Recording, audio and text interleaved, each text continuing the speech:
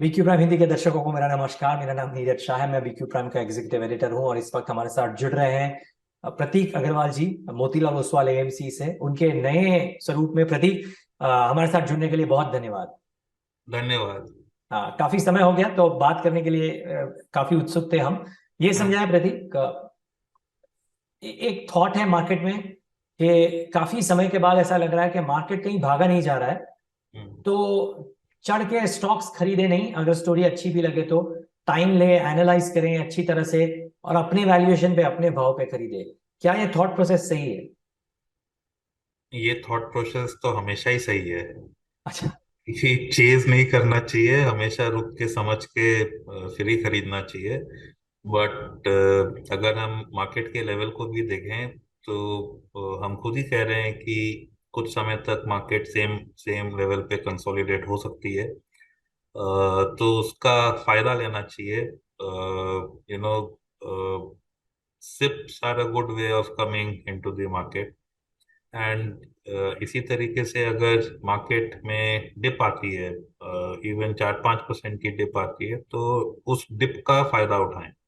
इस नो मेरा मानना ऐसा है। तो आज के दिन अगर आप दो एसेट क्लासेस को कॉम्पीट करते हो, जैसे बैंक के फिक्स डिपॉजिट और इक्विटी, एक जगह आपको 8% फिक्स्ड मिलती है, पक्का मिलती है। इक्विटी में शायद अगर हम बोलते हैं कि अर्निंग ग्रोथ के अनुपात में मार्केट बढ़ेगी, तो वो अनसर्टेन 13-14% होता है।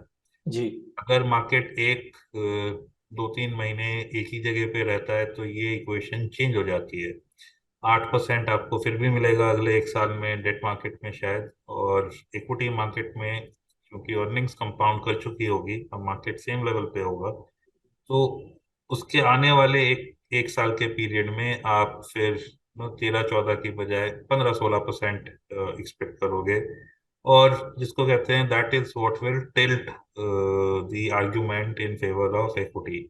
और ये सेम चीज इसी तरीके से होती है कि अगर मार्केट 3-4% की डिप दे दे, तो ग्रेजुअली मार्केट में आना सिप के थ्रू या डिप पे आना मेरे हिसाब से एक अच्छी चीज है। और ये हम देख भी रहे हैं, जब भी मार्केट डिप करती है हमारा रिटेल इन्वेस्टर मार्केट में आता है।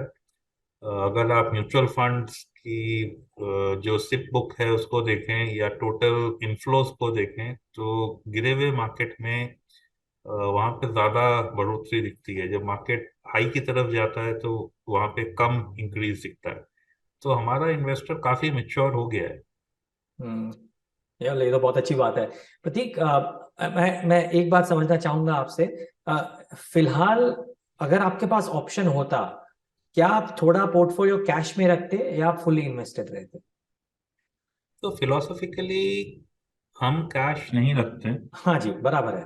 लेकिन सो अगर ऑप्शन होता तो? तो अगर ऑप्शन होता तो मतलब ये ऐसा है कि सोचा भी नहीं उसके बारे में, क्योंकि अच्छा, कैश ओके फाइन। जो है वो हमेशा, जो मैं देखता हूँ, वो एक सोर्स ऑफ रिस्क है। Okay fine. और एक चीज जो आपको माननी चाहिए बाजार में, वो ये कि मार्केट में ना जो आप फ्यूचर के बारे में चिंता करते हो वो प्राइस में रिफ्लेक्टेड होता है। क्योंकि मार्केट में फ्यूचर्स ऑप्शन सब हैं, और आप जो कि जनता at large can reflect the worries by positioning themselves in futures and option part of the market. तो अनलेस की चीजें आशा से ज्यादा खराब आए, जी। आप पाओगे कि मार्केट स्टेबल रहती है, मार्केट में रिफ्लेक्शन पहले ही हो जाती है। तो जी। इस वजह से कैश रेज करके रखना फायदेमंद शायद कभी साबित नहीं होता है। मतलब एक बारी अगर अच्छी आउटकम आ भी गई, आप 2-3 बार करने जाओगे तो वो नुकसान होता ही होता है।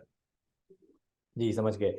अच्छा, अब अभी दर्शक प्रतीक अग्रवाल जी ने हमें हमारे जो इंग्लिश इंटरव्यू किया था उसमें उन्होंने बताया था कि उनकी टॉप थीम्स कैपेक्स रिलेटेड है, उन्हें शायद इंफॉर्मेशन टेक्नोलॉजी सिलेक्टिवली अच्छा लगता है। तो ये सब बात हम कर चुके हैं। जो एक दो बात नहीं करी है वो मैं उनसे पूछना चाहूंगा इस इंटरव्यू में।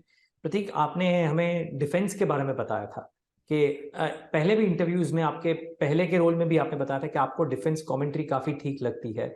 इस बजट में एक्सपेक्टेशन से थोड़ा कम बट फिर भी एक डिसेंट नंबर एलोकेशन डिफेंस के लिए गवर्नमेंट ने वापस किया है। तीसरे साल कंसेक्यूटिवली डिफेंस एलोकेशन काफी ठीक रहा है। क्या आप अभी भी कंस्ट्रक्टिव हैं ये थीम पे, और हैं तो क्यों हैं? नहीं, हम कंस्ट्रक्टिव हैं इस थीम पे, क्योंकि डिफेंस में ना बजट के एलोकेशन को देख के मायूस नहीं होना चाहिए, खुश भी नहीं होना चाहिए। ये दो चीजें और होती हैं ऐसी, डिफेंस में आप चाह के भी ज्यादा स्पेंड नहीं कर सकते हो। आप पहले, सपोज आपको कुछ खरीदना है तो आप जाके डील करके आते हो। जब आप डील करते हो तो उसके बाद सपोज आपको पानी के जहाज बनवाने हैं, तो आपको मालूम है कि शिपयार्ड अभी लॉन्च करेगा, तो उसका एक कंस्ट्रक्शन का मैनर होता है। जैसे जैसे कंस्ट्रक्ट होता है वैसे वैसे आपको पेमेंट करनी पड़ती है, वैसे वैसे बजट में प्रोविजनिंग होती है। सिमिलरली अगर आपको हवाई जहाज खरीदने हैं तो पहले आप नेगोशिएट करोगे, नेगोशिएशन कंप्लीट होने चाहिए, फिर उसके बाद जैसे जहाज आते हैं वो 5 5 10 10 करके आते हैं, पेमेंट वैसे होती है। तो बजट में जस्ट बिकॉज कि हमको चिंता ज्यादा है एंड हमको उस एरिया को बीफ अप करना है, आप चाह के भी प्रोविजन ज्यादा नहीं कर सकते, वो खर्च नहीं होगा। सो दैट इज वन, कि जैसे जैसे जरूरत है, this is all plan, this is all happening over long term, it will get reflected. दूसरी जो चीज है वो ये कि जो हमारा डोमेस्टिक मैन्युफैक्चरिंग वाला सेगमेंट है, पहले शायद हम ज्यादा इंपोर्ट करते थे, अब हम शायद ज्यादा डोमेस्टिकली मैन्युफैक्चर कर रहे हैं। So if that percentage moves up, जो कि अगर आपने 4 लिस्ट निकाल दी हैं, आई थिंक 400 आइटम के करीब अब डोमेस्टिकली मैन्युफैक्चर और सोर्स होगा, तो वो that itself provides enough tailwind to Indian manufacturing. And एक और चीज जो हो रही है अभी, वो ये दो चीजें, एक, lot of these defence companies are starting to beef up their civilian part of business, and export में भी थोड़ी इजाफा देखा गया है। So surprisingly and happily, you know 2 3 companies भी पिछले कुछ एक आध 2 महीनों में ही they have got decent size export orders, और हमारी कंपनियां अभी बाहर जाके एरो शोज वगैरह में भी पार्टिसिपेट कर रही हैं। सो ये सारी चीजें तो हमारे बजट के बाहर है, छोटा, पर in terms of percentage may add a bit to overall outlook. So I think positivity वहाँ मेंटेन रखना ठीक है। जी, ओके। प्रतीक, मेरा आखिरी सवाल, कौन सी जो क्षेत्र हैं या कौन से सेक्टर्स हैं, कौन सी थीम्स हैं जहां पे आप नेगेटिव हैं, या आपको लगता है कि नेक्स्ट 2 3 क्वार्टर के लिए या तो आउटलुक अनसर्टन है या तो खराब है, और इसी कारण आप, अनलेस कुछ चेंज नहीं होता है ड्रामेटिकली, आप इन पे थोड़े कॉशियस रहेंगे?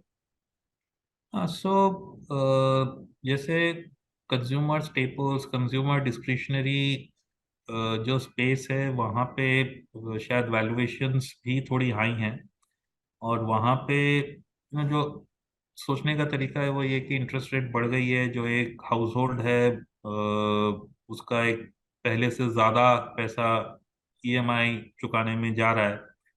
तो जो डिस्क्रिशनरी या स्टेपल के लिए बजट था वो शायद थोड़ा पहले से कम हो गया है। तो एक और क्वार्टर शायद इस स्पेस में थोड़ी मायूसी रहेगी।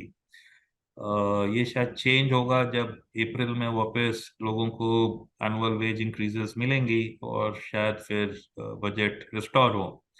तो यहाँ पे मतलब वी आर देयर, बट शायद पहले से थोड़ा कम है।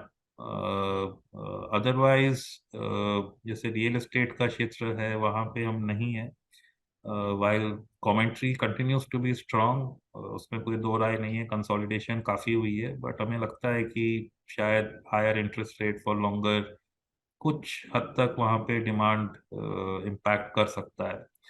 और तीसरा, जैसे कंस्ट्रक्शन का क्षेत्र होता है वहाँ पे हमारा एक्सपोजर बहुत कम है। वहाँ पे भले ही ऑर्डर बुक काफ़ी स्ट्रांगली ग्रो कर रही है, बट वहाँ पे मार्जिन का हमेशा डाउट रहता है।